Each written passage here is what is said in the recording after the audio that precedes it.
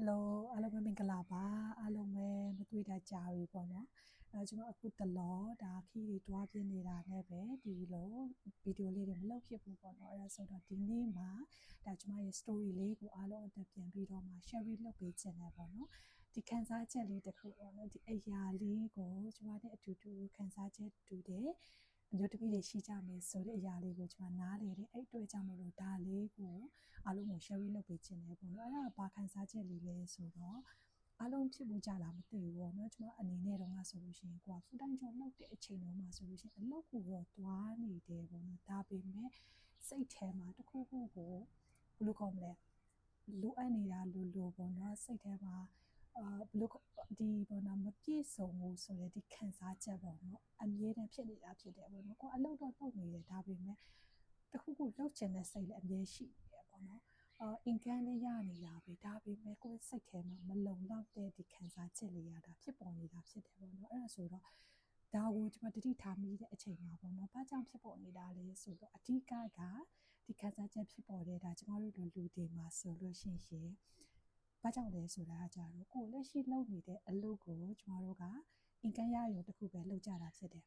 ။မန်ပြောရင်ဒီ career ထဲမှာကိုမပြောဘူး။ဒီ career ကိုလည်းမနစ်တက်ဘူးပေါ့နော်။ပြီးတာကြတော့ဒီတက်လုံးလည်းဒီအတိုင်းပဲဆက်မလုပ်သွားခြင်းဘူးပေါ့နော်။နောက်တစ်ခုကိုအမြဲတမ်းပြောင်းခြင်းနဲ့ကိုလိုချင်တဲ့ life နဲ့အခုလက်ရှိလုပ်နေတဲ့အရာတွေကထပ်တူမကြတဲ့အချိန်မှာပေါ့နော်။ကျမတို့ရဲ့စိတ်ထဲမှာဒါတခုခုလိုအပ်နေတဲ့ခံစားချက်ကဒါအမြဲဖြစ်ပေါ်နေတာဖြစ်တယ်ပေါ့နော်။အဲ့ဒါဆိုတော့ဒါကိုကျမလည်းဘာလုပ်ရမလဲပေါ့နော်ဒီခံစားချက်ကြီးဖြစ်နေတယ်ဒါပေမဲ့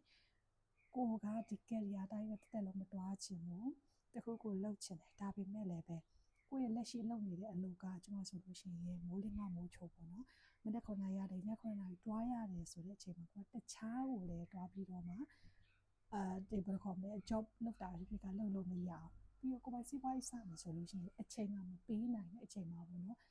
လုပ်လို့မဖြစ်ဘူးဖြစ်နေကြတာပေါ့နော်အဲ့ဒီအချိန်မှာကျွန်မဒါ social media တုံးရင်းနဲ့ကန်ကောင်းစွာနဲ့ opportunity တစ်ခုကိုတွေ့ခဲ့တယ်ပေါ့နော်တွေ့တဲ့အချိန်ကျတော့ဗီဒီယိုလေးတစ်ပုဒ်ပေါ့နော်အခုလိုပြောနေတဲ့ live တော်လေးတစ်ခုပေါ့နော်ဒါလေးကိုကျွန်မတွေ့တဲ့အချိန်မှာကျွန်မစိတ်ဝင်စားခဲ့တယ်စိတ်ဝင်စားပြီးတော့မှဒီ live တော်လေးကိုနားထောင်ကြည့်လိုက်တဲ့အချိန်မှာပေါ့နော်ဒါက business opportunity တစ်ခုဖြစ်နေတာဖြစ်တယ်ပြီးတော့မှဒီ business က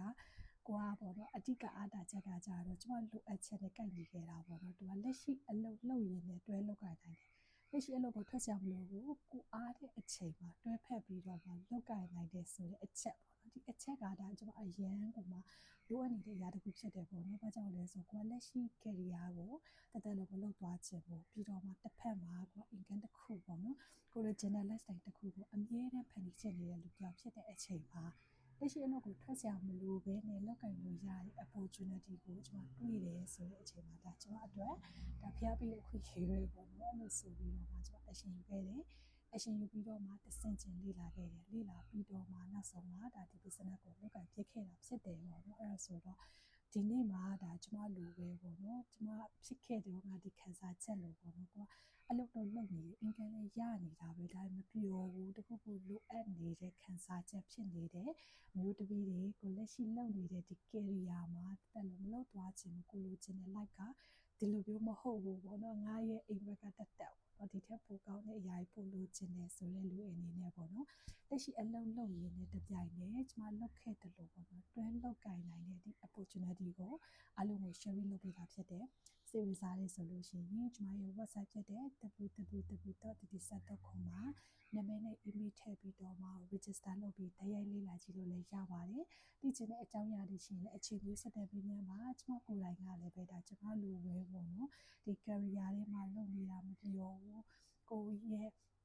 dream ကတခုပေါ့နော်လုပ်နေတာတခုဖြစ်နေတယ်ပေါ့နော်ဒီအရာကိုရုံထွက်ချင်နေတာဘာလို့ရမှန်းမသိဘူးဒီလိုအမျိုးသမီးတွေကိုကျွန်မအနေနဲ့မတာတယောက်အနေနဲ့အကောင်းဆုံးကူညီပေးနေတာဖြစ်ပါတယ်အဲဆိုတော့အားလုံးကိုလည်းလေ့လာကြည့်ဖို့ဖိတ်ခေါ်တယ်စိတ်ဝင်စားတယ်ဆိုလို့ရှိရင်အခြေပေးဆက်တဲ့မိမြမှာကျွန်မကိုယ်တိုင်ကအကောင်းဆုံးကူညီပေးတော့မှာဖြစ်တယ်ဆိုတဲ့အရာလေးကိုအားလုံးကို share လုပ်ပေးချင်ပါတယ်ကြည့်ရှုပေးတဲ့တရားချင်းစီတိုင်းကိုကျေးဇူးတင်ပါတယ်အားလုံးပဲပါ